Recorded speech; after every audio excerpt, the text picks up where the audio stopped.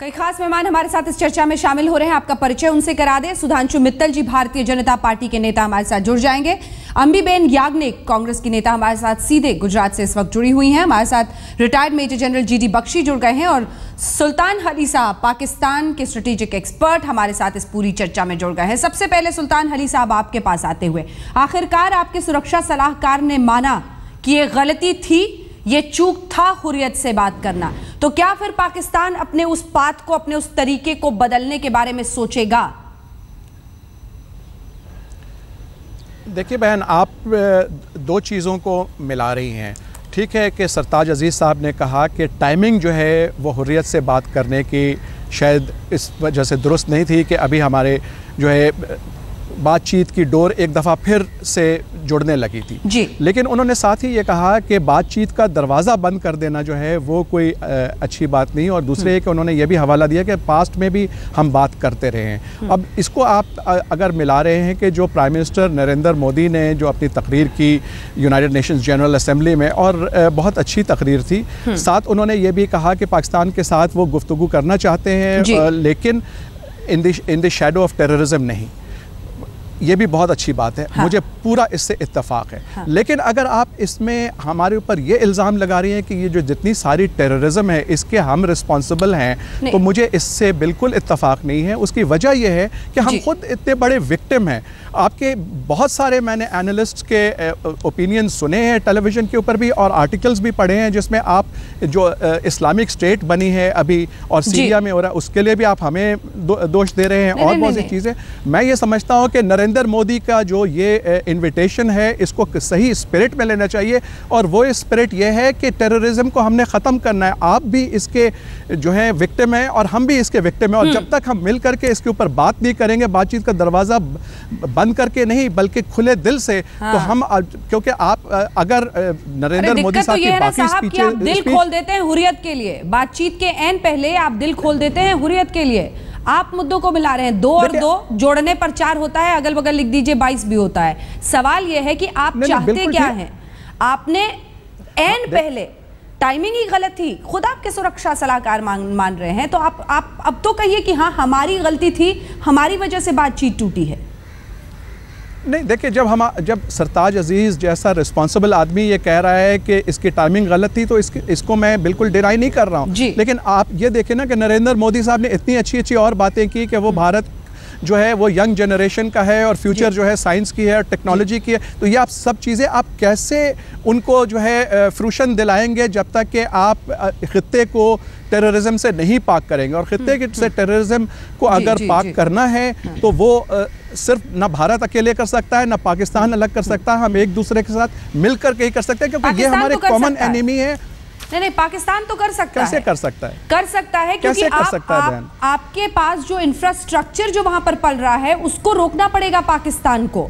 जिस तरह से आतंकवाद को शह दिया जा रहा है, मैं चाहती हूँ सुधांशु मित्तल जी हमारे साथ, हमारे जो रूलिंग पार्टी है भारतीय जनता पार्टी की तरफ से नेता मौजूद हैं, वो आपकी बातों का जवाब दे, क्योंकि सुधांशु मित्तल जी कह रहे हैं बार बार कि मिलके करना पड़ेगा कुछ भी। सुल्तान साहब, आपकी बात जो है बहुत अच्छी है, वाकई मिलके करना चाहिए, और आतंकवाद का कोई धर्म नहीं होता, कोई जात नहीं होती है। लेकिन फिर भी एक चीज है, ओसामा बिन लादेन कहां थे? मैं 10 ऐसे शख्सियत के नाम गिना सकता हूं जिससे भारत में बहुत ज्यादा आक्रोश है, लेकिन उस सारे विषय पे हमें लगता है कि जो आप लोगों का रवैया है वो सकारात्मक नहीं है। अच्छा, अगर आपस में बातचीत करके हमें एक समस्या का समाधान निकालना है तो हमारे कार्य और हमारा जो रवैया है उसमें एक दूसरे को विश्वास दिलाने लायक दिखना चाहिए, जो नहीं दिख रहा है। दूसरा, देखिए पिछला चुनाव हुआ आपकी नेशनल असेंबली का, हम लोगों ने सबने चर्चा करी कि कितनी खुशी की बात थी कि वो पहला चुनाव था जिसमें कश्मीर मुद्दा नहीं था जी। किसी भी राजनीतिक संगठन का जो आपके यहां है उनके लिए कश्मीर मुद्दा नहीं था, क्योंकि ये आवाम का मुद्दा ही नहीं था। आप लोगों ने अपनी जो स्थानीय समस्याएं या जो आपकी आंतरिक राजनीति है उसको लेके चुनाव लड़ा, और चुनाव में फैसला जनता ने अपना दिया। मेरा कहना है आज अगर आंतरिक समस्या हो और फिर हम उन समस्याओं से जूझने के लिए हम कश्मीर का मुद्दा ला दें और हुर्रियत को खड़ा कर दें, तो क्या आपको लगता है कि दो देशों के बीच में यह सौहार्दपूर्ण वातावरण बनाएगा? देखिए, एक तय थी हमारे आपके बीच में एक चीज तय थी जिस समय शिमला समझौता हुआ कि ये बायलैटरल इशू है जी। हमारी कोई भी समस्याएं होंगी उसमें किसी तीसरी संस्था का कोई भी रोल नहीं रहने वाला है जी जी। और यही प्रधानमंत्री ने कहा कि आपने यूएन में उठाया, बहुतों का मानना है कि इसकी सार्थकता क्या है? क्या सार्थकता? और जब हमने शिमला समझौते के तहत हमने मान लिया कि ये हम लोग आपस में बातचीत करके कोई भी चीज करेंगे आपसी संबंधों के बारे में। सीधे रुक करते हैं, हमारे साथ अंबीबेन याग्निक भी लगातार जुड़ी हुई हैं, जीडी बख्शी जी भी हमारे साथ जुड़े हुए हैं। जीडी बख्शी साहब, जल्दी से एक रिएक्शन आपसे लेना चाहती हूँ, उसके बाद अंबीबेन के पास चलेंगे।